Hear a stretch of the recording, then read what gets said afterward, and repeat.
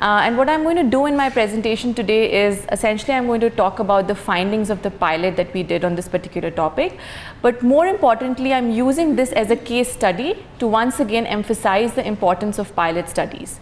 So I'm going to now start with the presentation. If there are any burning questions as I'm presenting, please feel free to interrupt me, but we'll also have a Q&A round right after the presentation as well. Okay, so just very quickly on how the presentation is structured. So I'm first going to talk a little bit about the motivation for doing this seminar and also for the study that we did.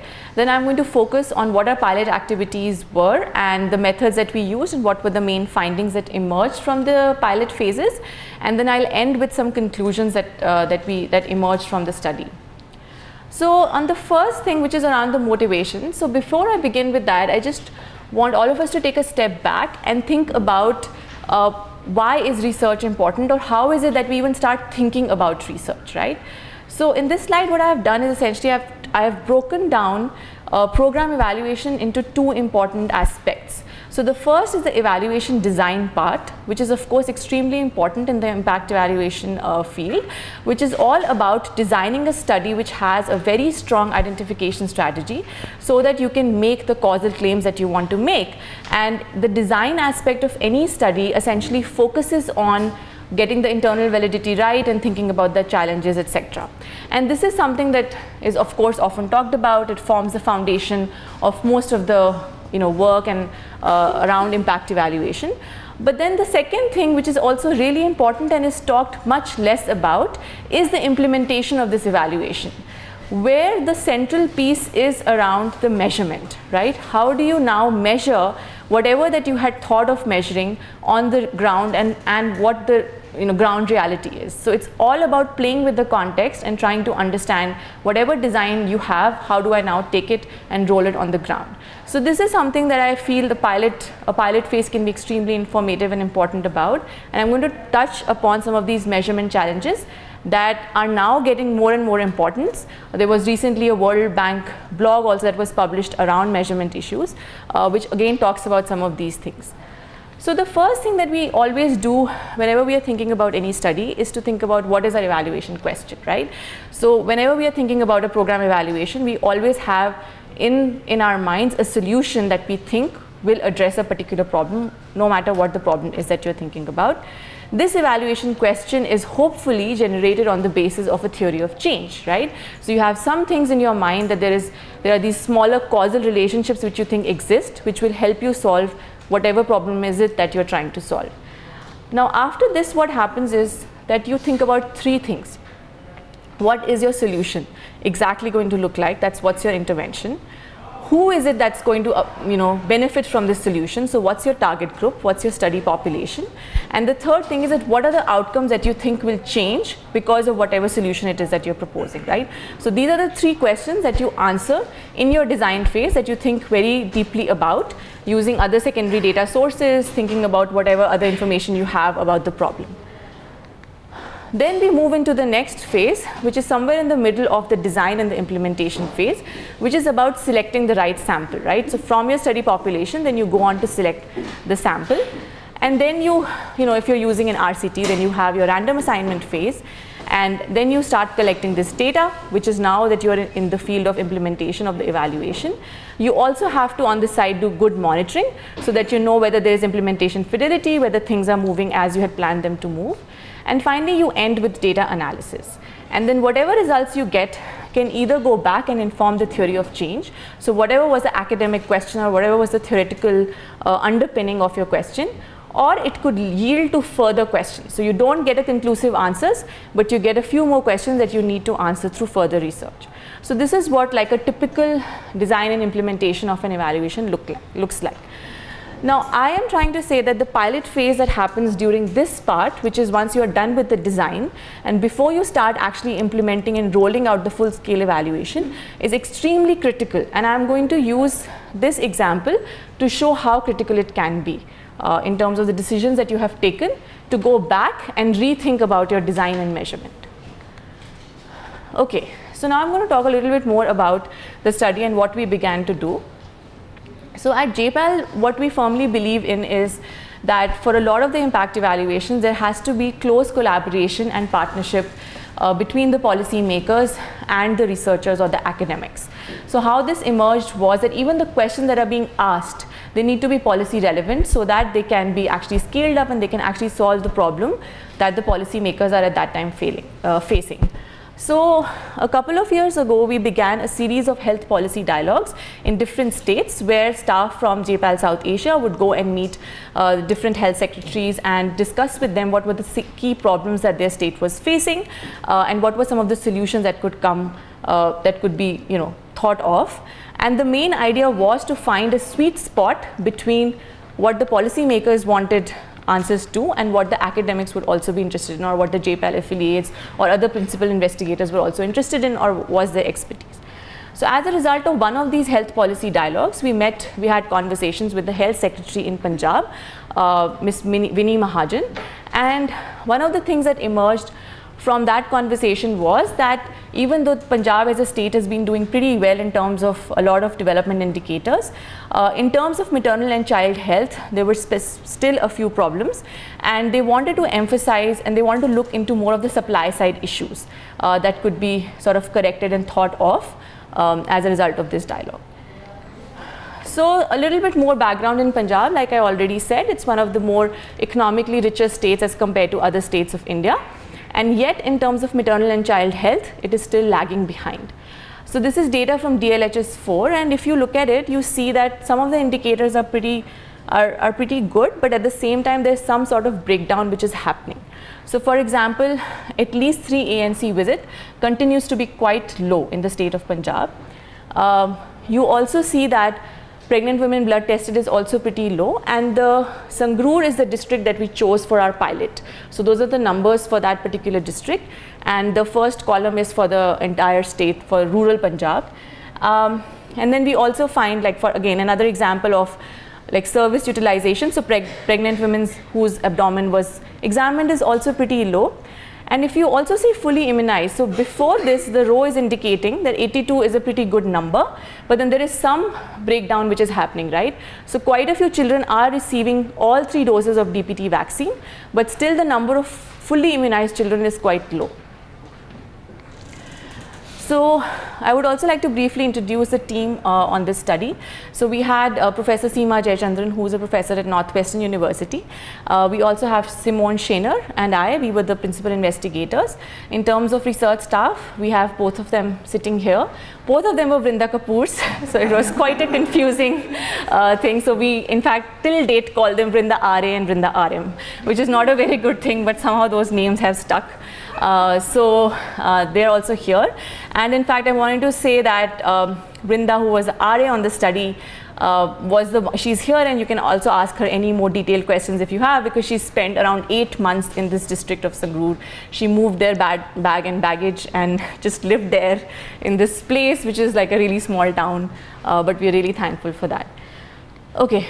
So now, based on these health policy dialogues that we had, the principal investigators did some literature review, looked into some data, looked at what latest research was showing, and we decided to focus our study on trying to improve the performance of health workers, specifically from the angle of motivation and better on-the-job performance. So the main thrust of our intervention was to improve the performance of health workers.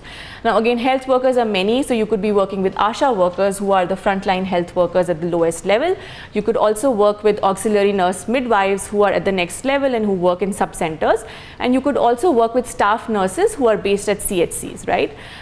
So then we had to again think about it, which staff is it that we think has the most interaction with these people, at the same time is also feasible for us to randomize at that unit, right?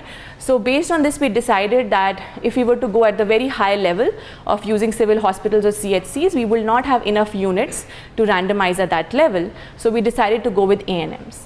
And each ANM is based at a sub-center which covers around 15 to 20 villages. So it's more like a population? Yeah, it's more of a population. Every ANM caters to a population of 5,000 people, and it can vary according to the number of villages. So we decided to then focus on auxiliary nurse midwives, because of course it made sense from evaluation design perspective, but also in terms of the scope of work of the ANM. They are supposed to play a very, very important role in maternal health and child health, starting from the time a woman gets married and family planning counseling, to all the way to the birth of the child till the child is 2 to 3 years old and they start going to Anganwadi centers. So this is something that we then decided, and what we were going to focus on, because we don't have enough time, I'm not going to go into the details of the study design, but the initial idea was to test 3 main interventions.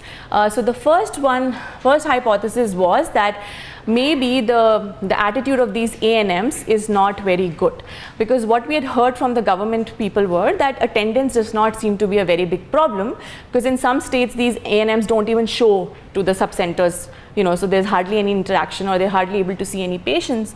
But the Government of Punjab sense was that that is not such a big problem. And then we thought maybe they don't have a very good bedside manner, or they don't have very good soft skills.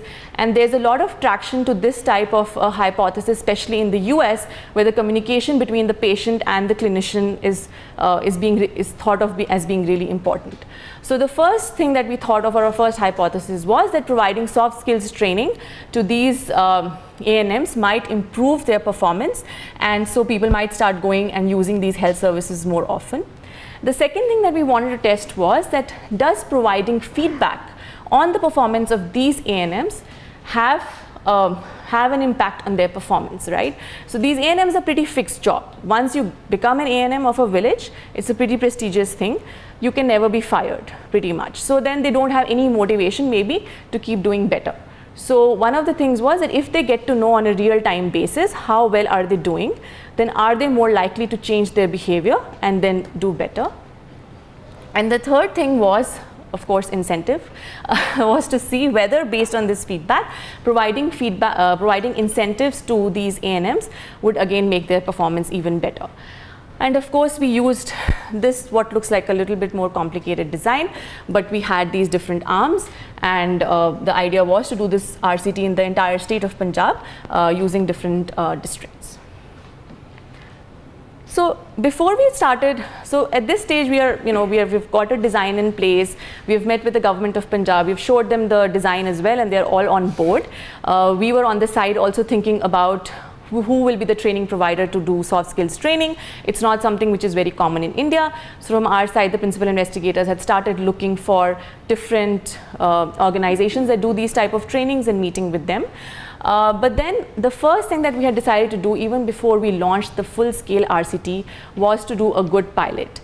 And the funding for this pilot came from GPI, which is a government partnership initiative of JPAL, which provides funding for some of these pilot studies. So we applied for a fund, for a proposal, and we got this funding. So the way we thought about this pilot was that it's going to have 2 main components to it. It was an 8-month-long pilot. The first aspect of the pilot was a qualitative scoping work and needs assessment, and essentially the focus of this phase was to look into ANMs themselves and understand what is it that they do, what are the challenges that they face, and how does the community at large perceive them, right?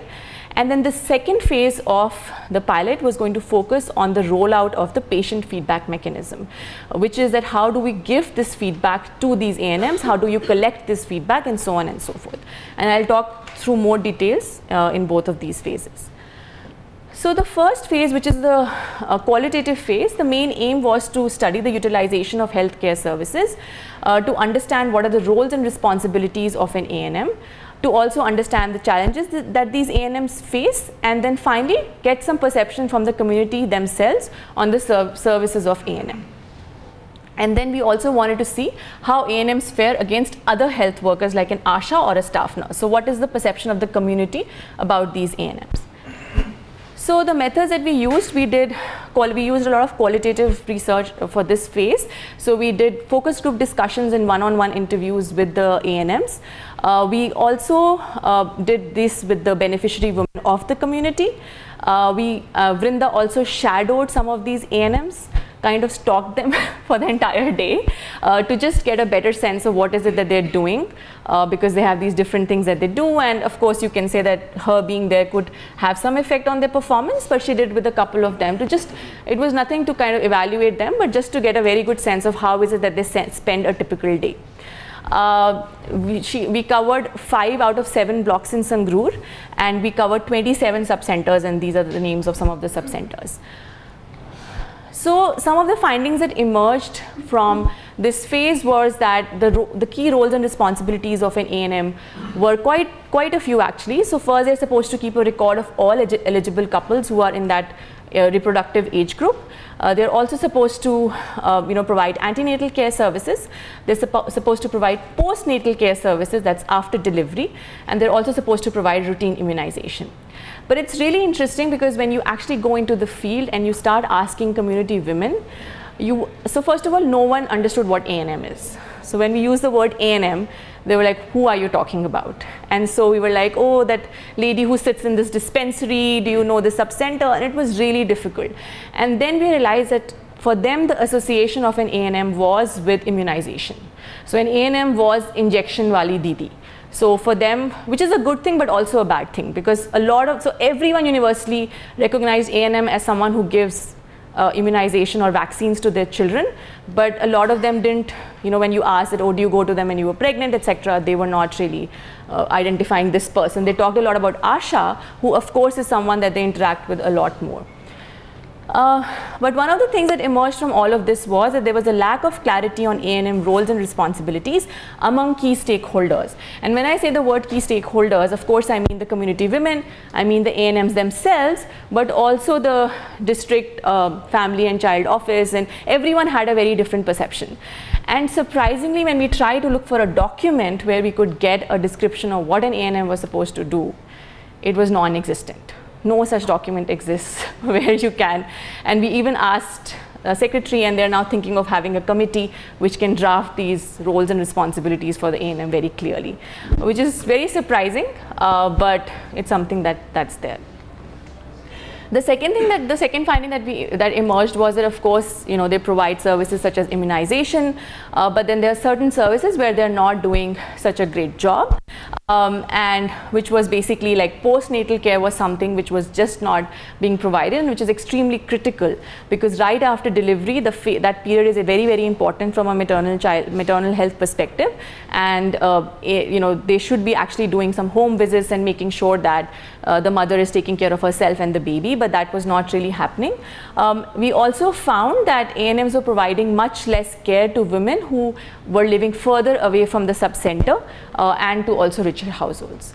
Now, one thing that I just want to say is that, of course, all of these findings are based on qualitative work, so they are not representative of the entire state, but we did cover quite a few blocks within the district of Sangrur, and these are the main findings that were emerging. The other thing that emerged was that they have a lot of desk work that they have to do. There are different registers that they have to maintain, and they have to keep a record of a lot of things. They are also the registrar of both the birth and the death for their entire catchment area. So they have to record all the births and the deaths, and they have to give out the certificates, which also, according to them, was quite a lot of burden. So this is something that emerged a lot from the ANM's perspective, that they are heavily burdened and do not find time to go to the field. But when we shared these findings with the government, they were quite dismissive about it, and they were like, oh, they're just unnecessarily complaining. But each and every ANM talked about finding the balance between doing this paperwork and actually being able to interact with the patients. But the most important finding that emerged from our perspective was the need for soft skills, right? So remember how we had started with the hypothesis that maybe these people are not behaving very well or don't have a very good bedside manner with these patients. But what we realized that, first of all of the ANMs, without any probe from us, themselves said that how important it was to be empathetic, have patience, and be really nice to the patients. But also all of the beneficiary women did not mention soft skills as being a huge problem in the area. So we did not find anyone actually saying, okay, I only have 10 minutes left. So we did not really find that this seemed to be a huge problem. And so the main thing that came out from this pilot phase was that our hypothesis that soft skills training would help them do better might not really hold true in this particular context. And just for those who are not very familiar with the state of Punjab, this is something which is very like unofficial, but what we also observe is that people are very chatty, very friendly, you know, and everyone was basically talking about that she is like my sister and she knows my entire history. So the general perception of ANM was that they're very friendly and they're very nice. So in terms of the soft skills, we did not find this to be a very big salient problem.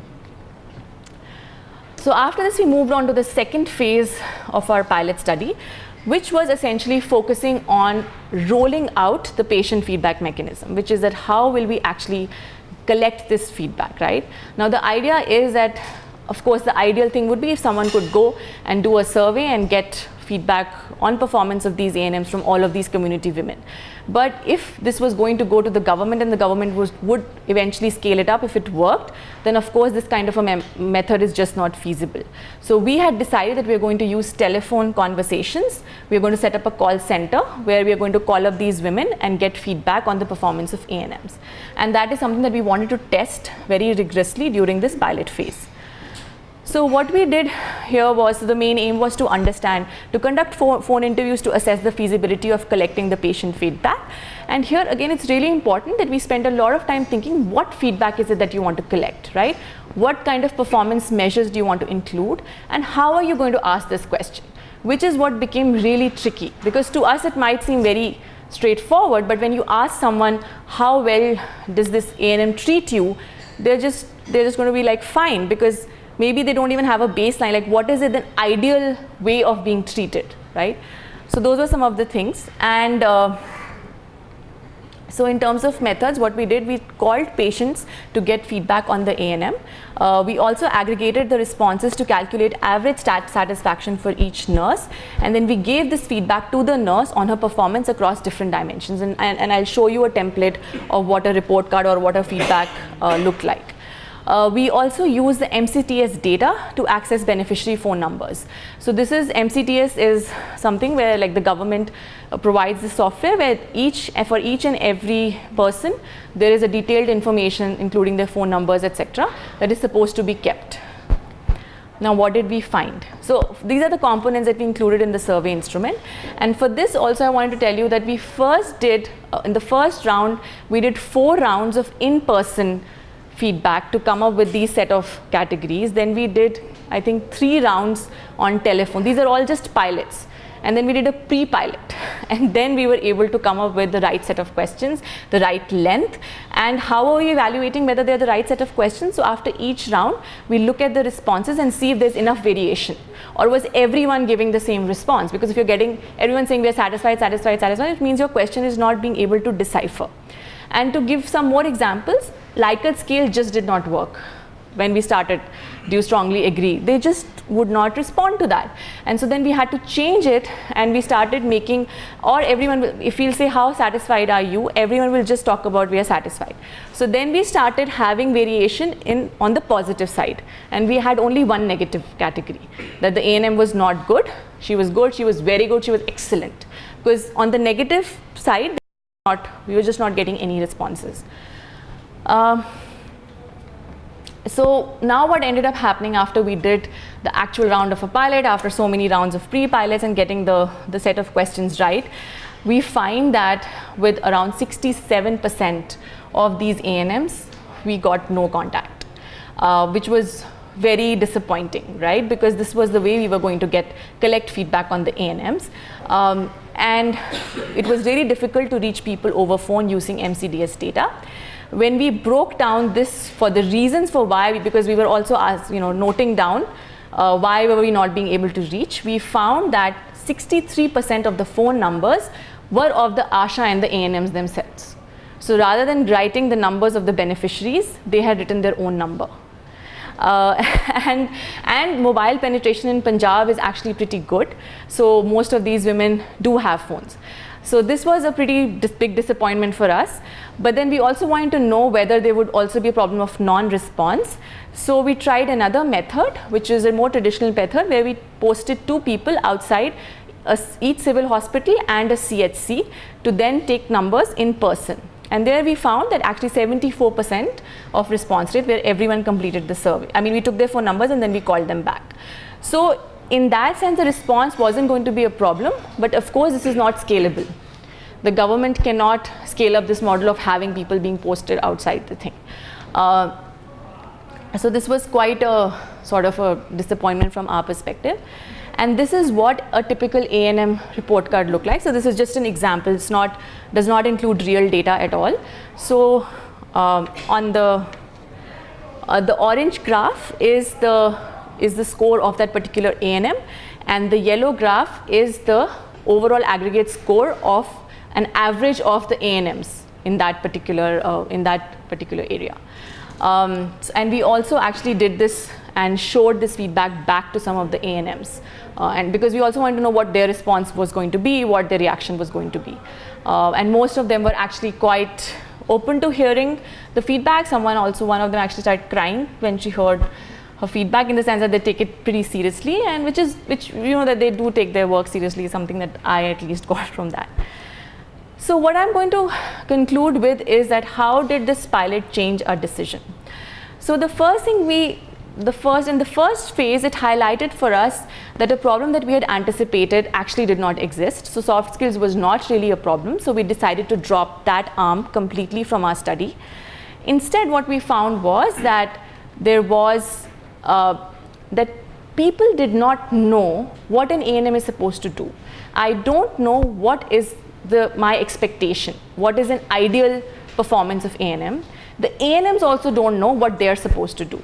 So instead, we wanted to replace this arm with an information arm, where we are going to disseminate information among beneficiaries about what are their rights, or what are the things that they're entitled to, and see whether that has an impact on the change of the performance of these ANMs. That is something that we did. So again, this is from the pilot that this new thing emerged. And we also, so we decided to replace the soft skills arm with an information arm. More than that, however, the phase 2 of the study highlighted for us a very big implementation challenge in contacting these women. And it was also really important because if the non-response was such a big issue, then it would also have issues for our power and sample size. Because anyway, Punjab is not a very high fertility state. So you don't have, at any given point in time, you don't have that many pregnant women, right? Or women with small children. On top of it, if you're not able to contact like 60% of them, or how will you get their phone numbers? It's just not going to work for us. So this was it, and we would run into problems of low power later on. So then the PIs had a call, had a discussion, and we decided not to go forward with the study at all. So, and we did not do the full-scale RCT. And we don't think of this as a failure. Yes, of course, we didn't do the RCT, we spent so much time on the design, but in the longer run, it was something which was really useful, because had we gone ahead with the RCT, it would have just been very disastrous. Because after your baseline, after you've spent so much money, you would have ended up knowing that the intervention is not, you can't do it using that method. So the ultimate decision was to not move forward with the full-scale RCT. The main conclusion another conclusion that I have is that throughout this time, we were very much directly in touch with the health secretary. So we would do meetings every 2 or 3 months. We would update on her what we found, and any decision that we took, we told her. If she was on board, then we took that decision. So they were told about the soft skills as not being a big problem. They were told about the information arm, and they were fully on board.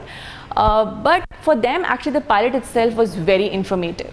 And it did lead for them to think about having a committee to draft the roles and responsibilities of an ANM. They also started thinking about having campaigns for having better information around these roles and responsibilities of ANMs among the community women. But then you also have to be cautious of emphasizing this is a pilot, and that this is not something which is, they should not infer any causal relationships, and this is basically descriptive and qualitative work, but it did reveal a lot of important patterns. So that's something that, because with the government, sometimes of course they don't understand the differences between the different methods. Of course, they have much better things to think about, but at the same time, they want to just take or read a lot into whatever you are suggesting to them. So you have to keep that balance while communicating the findings. And then finally, I just wanted to add what I had started with is on the measurement aspect. And so measurement for me, I used to go very often for the visits, and it was just so difficult to sometimes even get these women to answer. Likert scale was just not working for us, and we tried so many different permutations and combinations. Another thing I want to add was that usually in the qualitative we always think, oh, very open-ended is great, you get a lot of depth and rich information. Of course analyzing it is difficult, but I actually realized that being completely open-ended did not work, because again, if you ask them how well is she doing, they will be like fine. But if you ask them very structured questions, did she take your temperature, did she check your BP, did she do your weight, then we can, and then they will answer, and then we can know whether she's doing well or not, right? So sometimes it's not always the case that having very good open-ended questions is great. I mean, I realized that I was falling back on wanting to do more structured, more like survey-like questions at times to get the right information. It was also very difficult for us to get enumerators, to get the right staff. Maybe it's because this district, I don't know, there were not many young people or something, but we really struggled to get someone. Poor Vrinda had a tough time in trying to find someone. So I'll just end with a couple of recommendations. So my first recommendation is that a well-designed and thorough pilot is critical component and should be mandatory first step for impact evaluations. And you should not just be doing some kind of lip service in the pilot. You should be innovating. You should be thinking about different ways of measuring something. You should be thinking about your different causal hypotheses, and is there scope for changing them around. It might be considered unsexy from a research perspective. Of course, you don't get any publication out of it. You're not a PI on a big RCT, but it is vital for course correction, because this is where you can go back and change things around. It also brings the context back to the researchers or to the principal investigators. We learned so much more about this particular state and how things work here.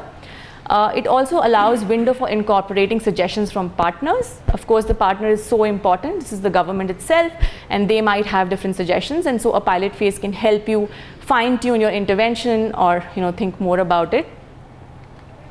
So I'm just going to end here, and thanks.